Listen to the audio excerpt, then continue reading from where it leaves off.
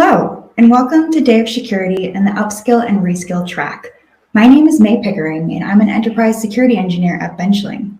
Today, I'm excited to share my experiences and story with you.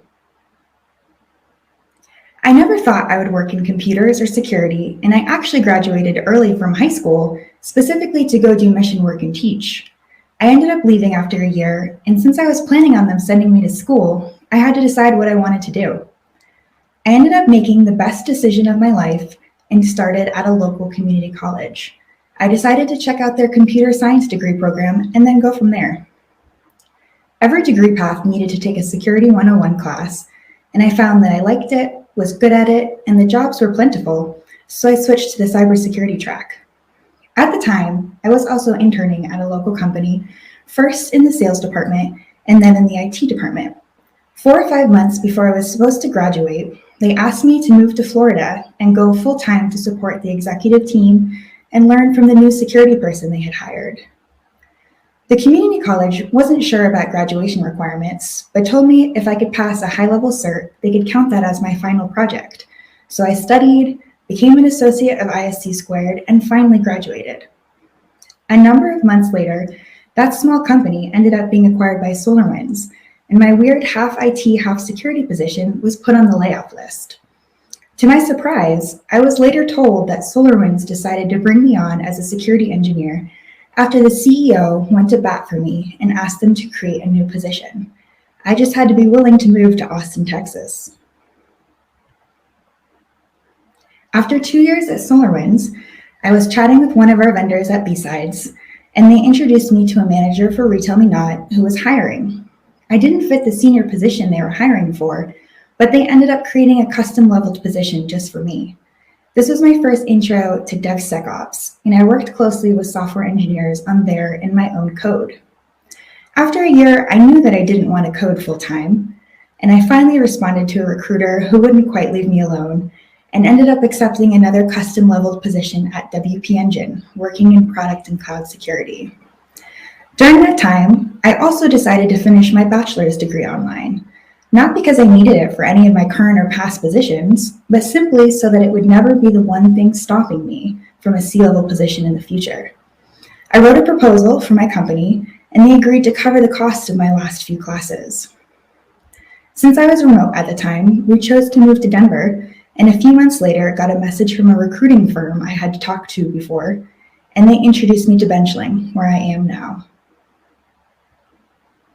What I've discovered over the last few years is just how important it is to build connections. Every new opportunity I was presented with was through someone I knew. So go talk to career booths. Ask to stay connected if you get cold messaged on LinkedIn and the company looks interesting, but it's just not the right time. Build rapport with your vendors. Introduce yourself to executive leadership at your own company or outside of it. Follow interesting security people on Twitter. Go to local meetups, and even speak at conferences like I'm doing today. Getting an opportunity through a relationship doesn't mean that you're lucky or that you don't deserve the role.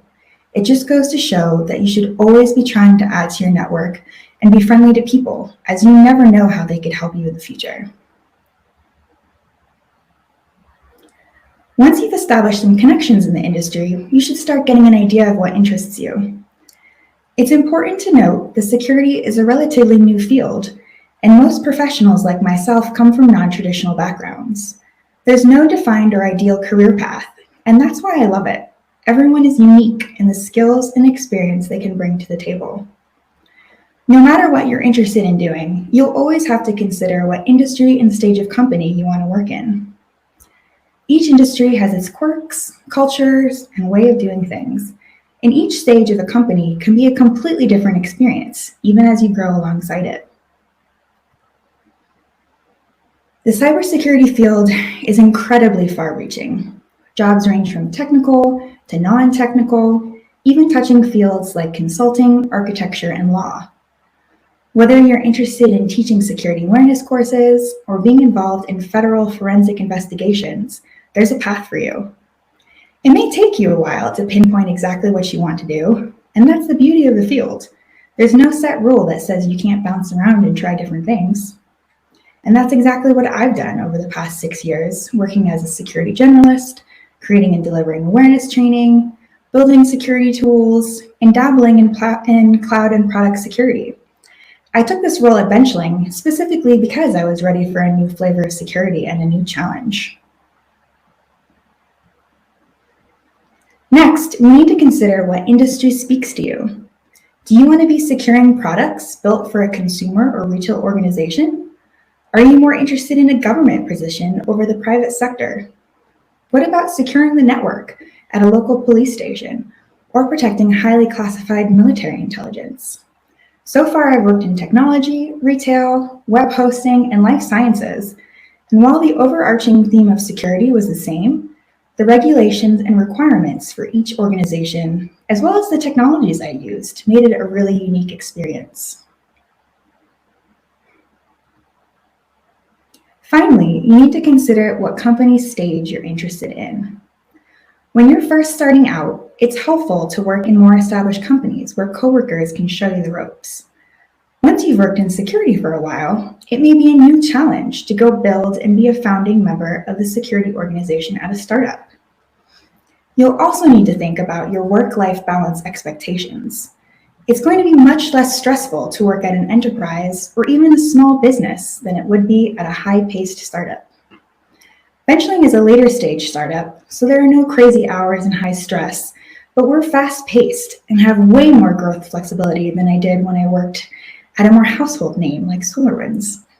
It's been really neat to help build a security program from the ground up and have a real say in how I define my role. I also really enjoyed working at a smaller business, as I felt I got to know each person I supported. So even after all that, if you still have no idea what you want to do, which is completely okay, and just want to start learning something with a high hiring rate, I'd say look into DevSecOps, cloud security, and container security. Companies are increasingly looking for a large overlaps in skills with development, and these three fields often require you to know how to both administrate and secure them. All three of these fields are still growing and changing, so you also get the chance to help define how they're used at your company and even work with the open source community to give back within the products themselves. Automation skills, whether that's knowledge of Terraform, deployment software, or just basic scripting, are the icing on the cake for these fields. My associate in applied sciences degree prepared me well for a real job because it emphasized hands-on learning. More companies are willing to take a chance on you if you can show that you've played around with some tools or tech and have a desire to learn more. If you haven't had the chance to do this yet, I'll talk about some platforms where you can start getting your hands dirty. Not all jobs require a degree, and some will overlook the requirement entirely if you have equivalent work experience, no matter the field. My first full-time position in Florida didn't care that I hadn't graduated yet, and that I would only have a 2-year degree when I did. Some industries do require you to have a bachelor's degree, but the field of the degree usually doesn't matter.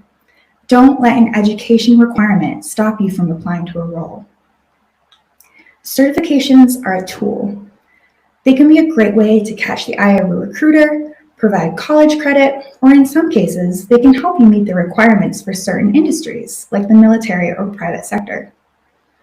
Most of the certifications I have were accumulated through my Western Governors University degree, but even if I hadn't been required to take it, I still would have sat for the CISSP exam, and there are a few I'm considering studying for. No matter the industry or type of work, more and more companies are coming forward and saying that soft skills matter more than technical skills. Here are a few that I use all the time. Collaboration. Do you work well with other members of your team and company? Communication. Can you adjust the way you speak to encompass technical folks, executives, and non-technical people? Ability to see the larger picture. Can you see how something adds or detracts value from the team or security program as a whole? Attention to detail. Can you be trusted to accurately detail an incident or create helpful documentation? Willingness to teach. Can you educate users on proper security hygiene or mentor more junior staff? Problem solving. Can you trace an issue back to the root cause? analytical thinking. Can you take a huge, overwhelming problem and break it down into simple solutions? And finally, a passion for learning. Security is a dynamic field. Do you spend time keeping yourself up to date on the latest technologies? So we talked about the importance of hands-on learning. As I've worked in a variety of roles, my interests and required skills changed a lot. These are the educational platforms that I've always come back to, no matter the role. Everyone's learning style is different, so try out a few of these and see what you like. Code Cloud can be found on Udemy or their standalone site, and they specialize in DevSecOps courses and excellent hands-on lab work. A Cloud Guru is a one-stop shop for anything cloud-related, including certification course prep for AWS, GCP, and Azure. Liz Rice's book is a great overview of container security at a high level, but in a very practical way. And finally, Coursera, Udemy, and Pluralsight all offer a wide range of free and low-cost security courses, ranging from technical to compliance to even how to become a CISO. So no matter what field you transfer in from, the broadness of the cybersecurity domain ensures that you will always have some relevant skills or experience to leverage. Some people want to move to security because they like the field, while others are just looking for a new and exciting challenge. I went in because I liked the sound of it, and it had the ability to be whatever I wanted it to be. Coming from an artistic background gives you the creativity to approach a new problem with an out-of-the-box solution and challenge people's mindsets. This is something we face every day as new issues come up frequently. A background in software engineering puts you in a unique position because you know the hacks and shortcuts developers use daily and have a unique perspective on the product itself. You can build trust with the dev teams and help influence their work stream. I use my customer service skills every day as part of a team that works with half the organization. Cultivating those relationships and building an organic community ensures that I can have real impact. And finally, help desk can be a logical transition because you're already spending so much time on actual security work, like identity and access management, managing physical security, and educating users. I feel like my IT background was instrumental in preparing me to work deeper with systems. So start thinking of times you exemplified some of the skills we've talked about and add those into your resume. So as you start looking around, think about what criteria matters to you in a company and start formulating some questions around those. So let's look at a few that are important to me. Years of experience should match the job level. An entry or mid-level position shouldn't be asking for 6 to 8 years of experience. No mention of the words rock star or superstar. You want to enter an inclusive team environment. On-the-job training is provided. Companies should be prepared to give you the opportunity and time to learn how to do your job. No laundry list of skills. Entry or mid-level positions should not be expected to know every tool and technology. And a mentoring program. This shows that the company values knowledge sharing and a supportive environment. Relocation assistance. In today's world of remote work, if a company needs you on site in a different state, they should be willing to support you in doing that and pay for it. Certification and tuition assistance. This shows that the company is invested in your growth and future with them. This is so important and something you should absolutely take advantage of. So you might get lucky and check the box in a few of these in the job description, but most likely you'll need to ask the recruiter and hiring manager to share more about their program structure and benefits. We spend about a third of our life working, so it's important to be at a company that aligns with what you're looking for. So when I'm looking for a new position, the first thing I do is look up job descriptions for the various titles and see what skills and requirements are listed. I then take that list and start building a course wish list and doing some initial research on what each thing is. This lets me see how much overlap there is with my current knowledge and whether or not it's realistic for me to pursue that role right now. Reach out to your network. I've seen so many people get interview opportunities by simply posting for help on LinkedIn and sharing about the types of jobs you're looking for. Showcase your security flavor. Think of the times you've exemplified some of the skills we've talked about and add those to your resume.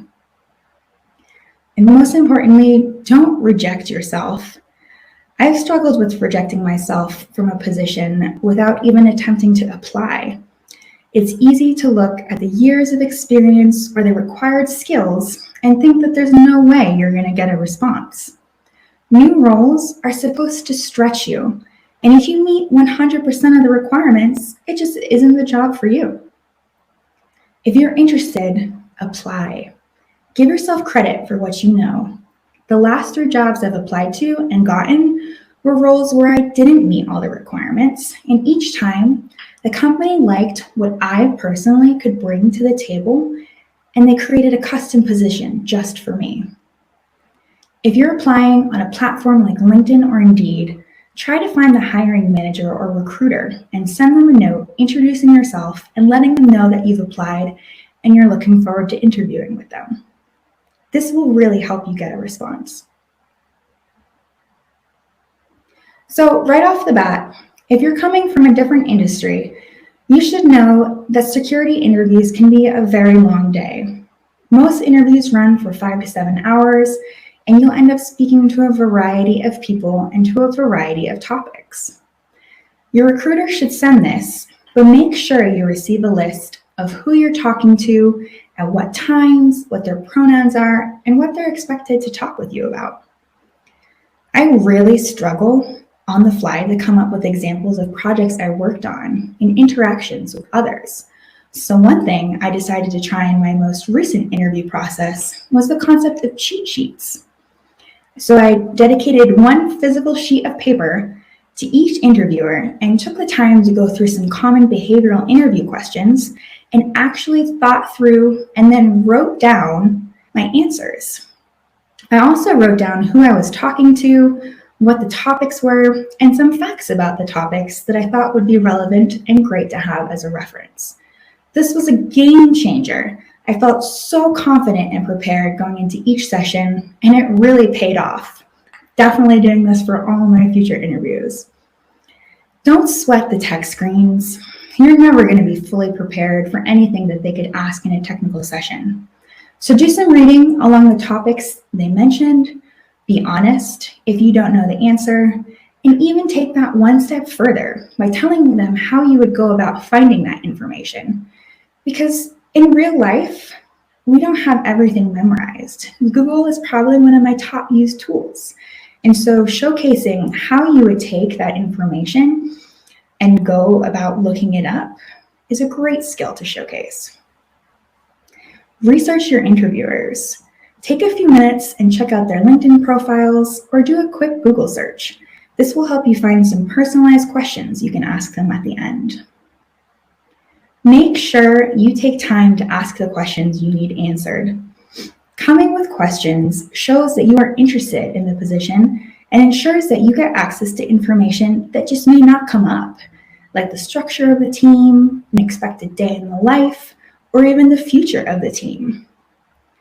So this is a lot of prep work, and I really want to stress that this level of detail is best suited for the on-site portion of your interviews, whether that's virtual or in person, and for the jobs that you're really passionate about. The recruiter screen and the hiring manager screen definitely don't need this type of depth. For those phone calls, I would just prepare your questions about the role and any salary expectations that you have. Finally, I wanted to make sure you left with these 3 points in mind if you forget everything else I've said. So cybersecurity is an unbelievably vast field. There's a job out there for you. Coming in with a non-traditional background is a strength, not a weakness, and you're paving the way for others. Always keep it in the back of your mind to network and build relationships.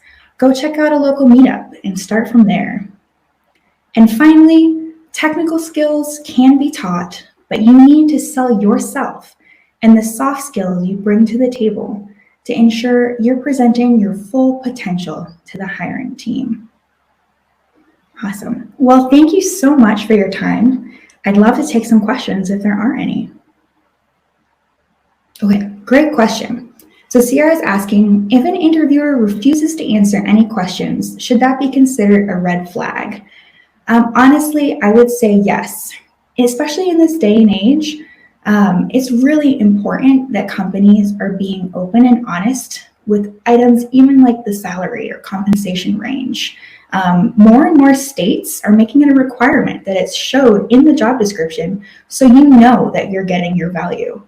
If an interviewer refuses to answer questions around culture or even like one thing that they could improve, I would definitely kind of take that with a grain of salt. See how the rest of the interview plays out. But if it becomes a common theme, I would definitely maybe look for another opportunity.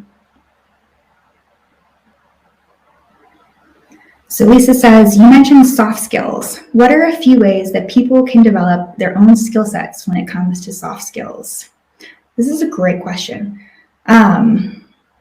Really making sure that you consider others. So it's really easy to kind of be wrapped up in what I do on a daily basis, but going out of yourself and practicing communication skills, even just empathy and working with others, attention to detail. A lot of this can come from just like persistent reading and working on your comprehension and making sure that you're open to new possibilities and then going ahead and evaluating those.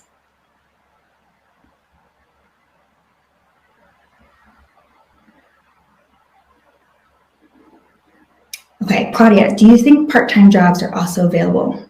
Absolutely. You can have part-time jobs. Consulting would be a great opportunity for that. There are opportunities, especially as you get higher in the chain, where you can just kind of sell your services. So if you have a marketable skill that you think could bring a lot of help to people, you can say, hey, okay, I'll come to your company and I'll work with you for 5 hours and here's my price. And then you can build the rest of your world around that. And if it's because of family responsibilities or just having a work-life balance, there are companies out there that do that really well, and they should always be open to you speaking about that and what you should do to help you accomplish that.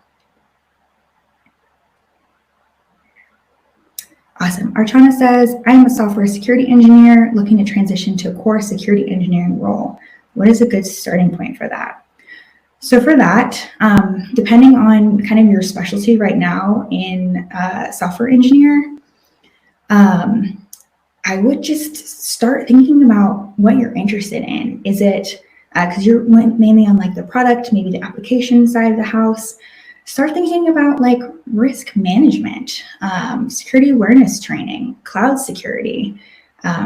In a lot of roles that are just looking for a security engineer to kind of do a little bit of everything, you want to start just getting acquainted with that. And those types of roles are a great way to start because the death of a role, I think, in a security engineer is being forced to specialize too soon. You really want to be looking for roles that let you do a little bit of everything, especially with more senior people on your team so that they can teach you as well.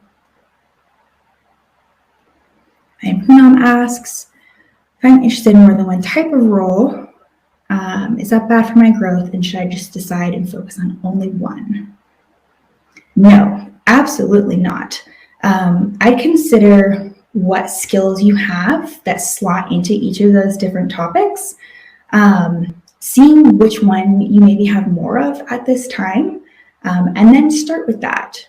After a month, 2 months, 6 months of a career in that, you can totally say, hey, this isn't what I thought, and start and go back to another thing.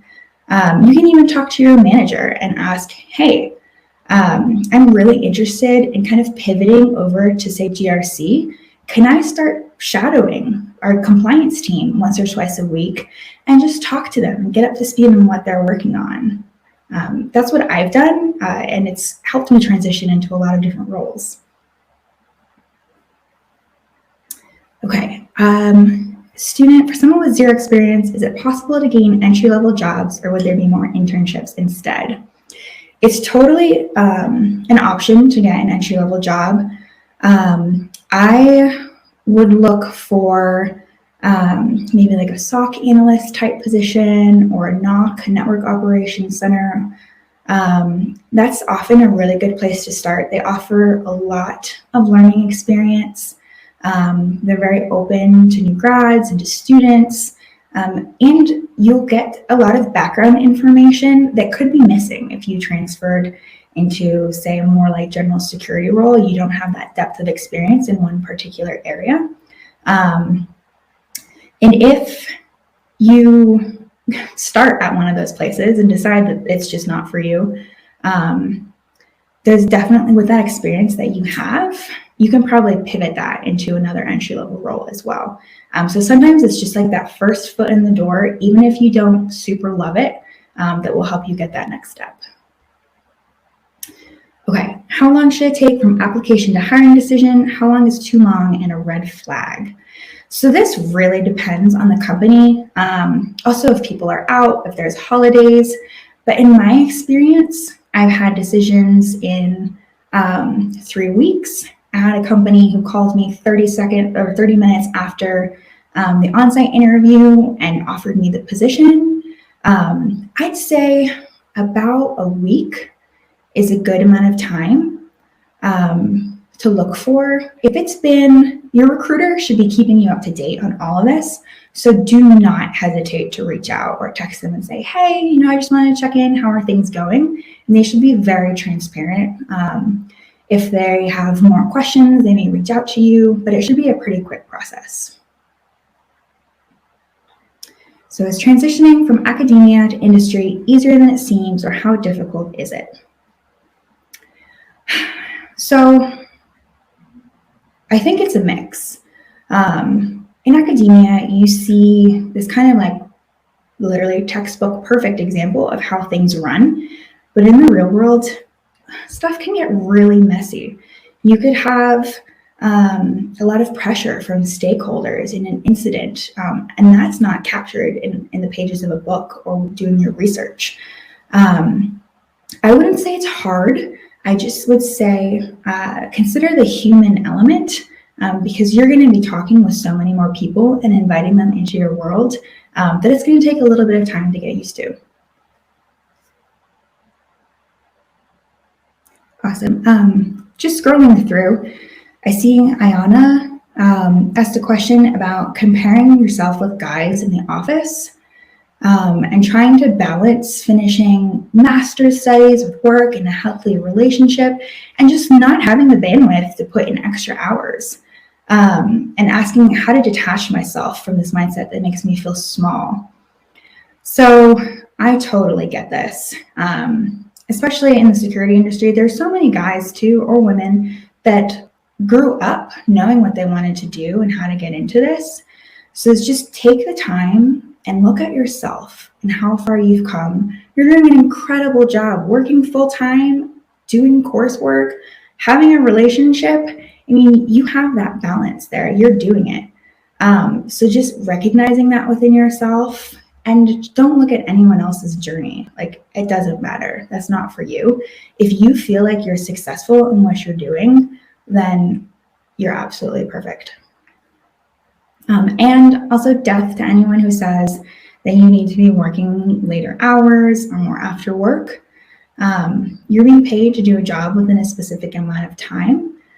Yes, you should give yourself and your energy to that company, but do not ever let it suck the life out of you.